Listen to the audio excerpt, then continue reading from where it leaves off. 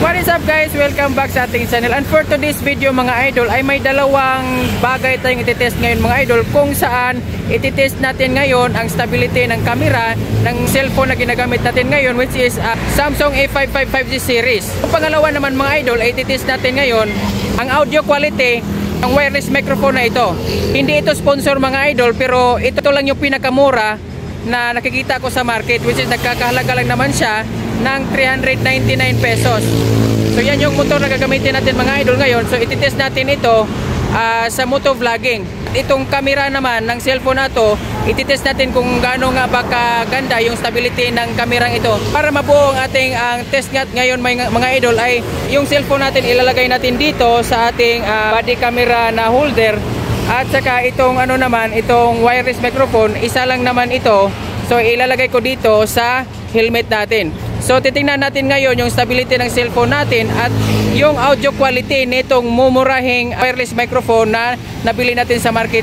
Tara mga idol, ititest na natin ito para makita natin kung gaano nga ba kaganda yung stability ng cellphone nito at gaano nga ba kaganda ang audio quality nitong mumurahing wireless microphone na ito.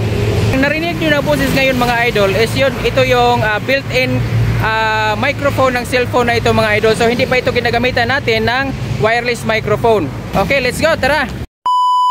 So ayan mga idol, nakakabit na yung microphone natin sa helmet mga idol. So inipit ko siyang mabuti para hindi siya matanggal. So ayan. So ngayon mga idol, ito namang receiver ilalagay natin dito sa cellphone. Ito turn on muna natin itong para mag-activate. Alaman mo yan na nag-turn on na mga idol kasi umiilaw na yung ilaw niya mga idol. Ayan. So ayan, all set na tayo mga idol. Makikita ba sa camera na naka-attach na yung mic natin. So ganito na yung boses natin pag ginagamitan na ng wireless microphone mga idol. Itong T8 na wireless microphone na mumurahin lang naman.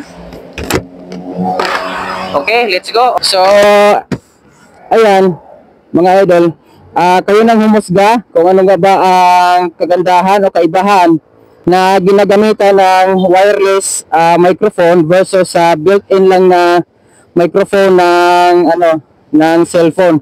Kasi mga idol, pag dito na yung cellphone sa baba, sa body camera holder, hindi na maririnig masyado yung boses natin mga idol kasi nga malayo na siya.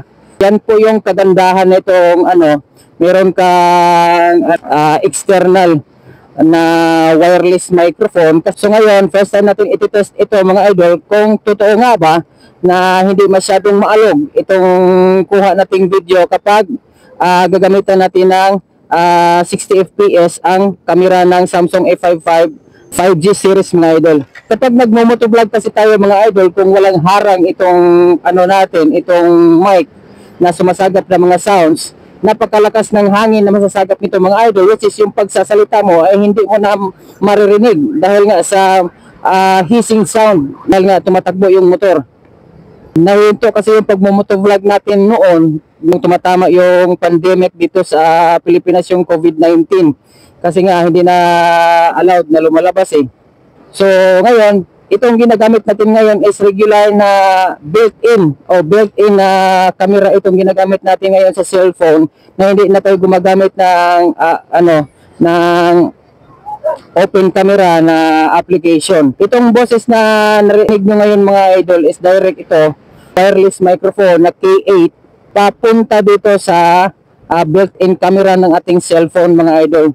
So ayan, kung nakikita nyo medyo malubak na. So ayan, matitest natin ngayon kung gaano nga ba din ka-stabilize itong camera ng Samsung A55 5G mga idol. Yan, itatry natin magwalwal dito sa kalsada. Itatry natin ilubak-lubak talaga para makikita ninyo kung gaano nga ba ka-stable ang camera nito kapag naka 60 fps ang setting.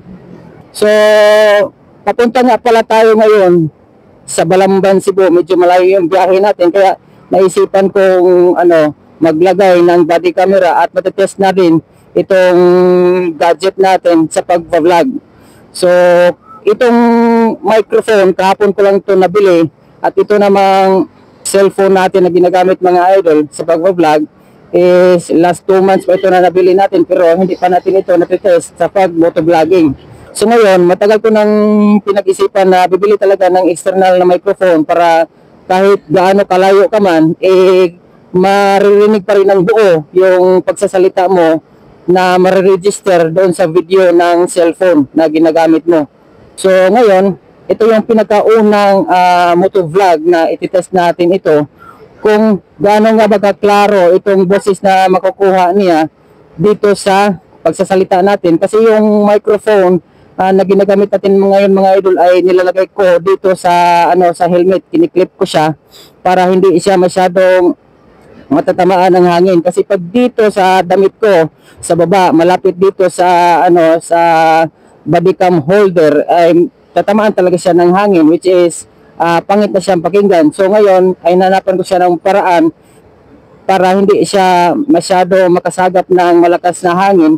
Dito ko na lang siya nilagay sa loob ng aking helmet. So yan mga idol. So maraming salamat nga pala at shout out sa lahat ng mga nag-follow sa atin sa Facebook at sa aking Facebook page. So 8,000 followers na tayo mga idol. Maraming salamat. At saka sa ating YouTube channel mga idol, nasa 1,300 plus na tayo mga idol. Maraming salamat sa inyong suporta. Pasensya din dahil na nga din sa sa medyo nawalan din ako ng pag-asa na magkakaroon ng resulta dito sa pag-vlog. Kasi hanggang ngayon mga idol, hindi pa ako kumikita dito sa pag-vlog natin mga idol. Although pasok na tayo sa followers at saka sa subscribers, pero yung views natin mga idol, yun na lang yung hinahabol natin mga idol para makapag-apply tayo ng monetization. So sana suportahan niyo pa rin ako mga idol, kasi sisikapin kong tuloy-tuloy natin pag-vlog natin mga idol at hindi ko na ito talaga titigilan. So yun lang. So sa mga hindi pa nakapag-follow at sa mga hindi pa nakapag-subscribe sa ating YouTube channel at sa ating Facebook, so paki-follow niyo naman ako mga idol para magtuloy-tuloy itong channel natin na mag-grow mga idol. So maraming salamat din sa mga natuwa sa ating mga ina-upload na video. Sinisikap po talaga mga idol na matutuwa kayo, makapagbigay naman ako ng aliw sa inyo at makalimutan niyo sandali yung mga problema na hinaharap niyo sa inyong buhay. So maraming salamat mga idol at ayan, God bless sa ating lahat. I-off ko na tong video. Maraming salamat mga idol, maraming salamat talaga.